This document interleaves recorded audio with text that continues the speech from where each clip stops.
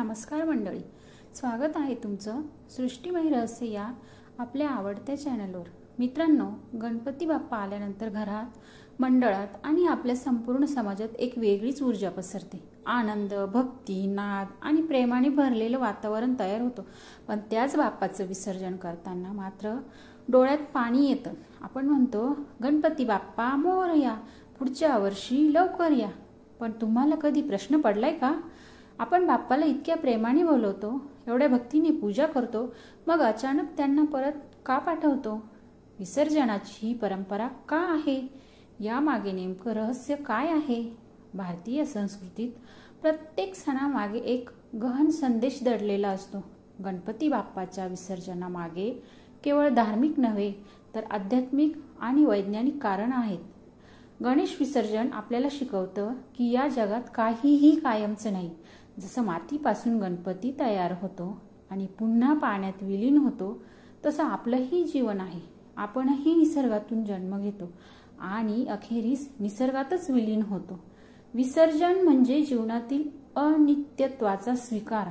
गणपती बाप्पा आपल्याला दाखवतात की जीवन हे आगमन आणि निर्गमन यांचा खेळ आहे। आनंदाने त्यांना घरी बोलावणं, प्रेमाने त्यांची पूजा करणं आणि डोळ्यात अश्रू घेऊन निरोप देणं हे आपल्याला शिकवतं की प्रत्येक नातं, प्रत्येक क्षण जपावा, पण त्याचा निर्गमनालाही स्वीकारावं।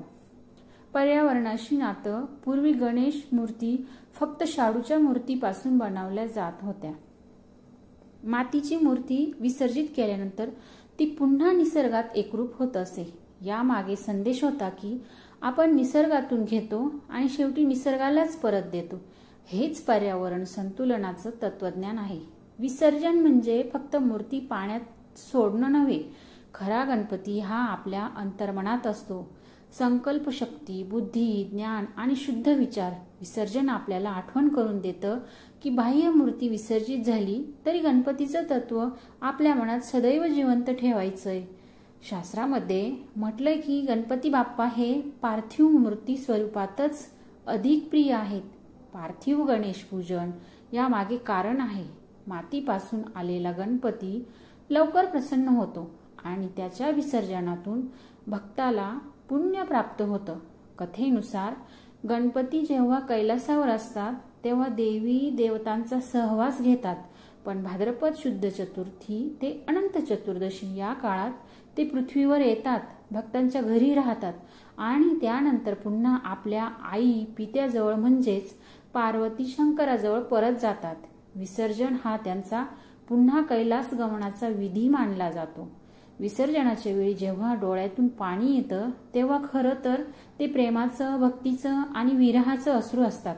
आपण बाप्पाला निरोप देतो, पण मनातून एक आशा लावून ठेवतो, पुढच्या वर्षी तू नक्की येशील। हा भाव म्हणजेच भक्तीचा परमोच्च क्षण आहे। त्याग आणि स्वीकार दोन्हीचा संगम। जुन्या काळी विसर्जनाचा वैज्ञानिक हेतूही होता। पावसाळ्यानंतर नद्यांमध्ये गाळ साचतो। शाडूच्या मातीच्या मूर्ती विसर्जित केल्यामुळे तो गाळ पाण्यात मिसळून नैसर्गिकरित्या स्वच्छता होत असते। त्यातून पाण्याचा प्रवाह सुधारायचा।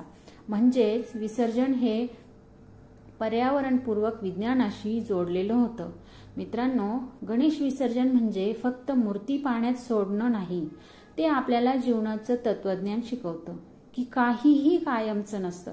प्रत्येकाला आल्यानंतर जावं लागतं आणि खरी भक्ती ही मूर्तीमध्ये नाही तर आपल्या अंतर्मनात असते। म्हणूनच विसर्जनाच्या वेळी दुःखी न होता बाप्पाला आनंदाने निरोप द्या, कारण ते कायम आपल्या सोबत आहेत, आपल्या बुद्धीत, आपल्या विचारात आणि आपल्या संस्कृतीत। जर तुम्हाला ही माहिती उपयोगी वाटली असेल तर नक्की लाईक करा, चॅनलला सबस्क्राईब करा।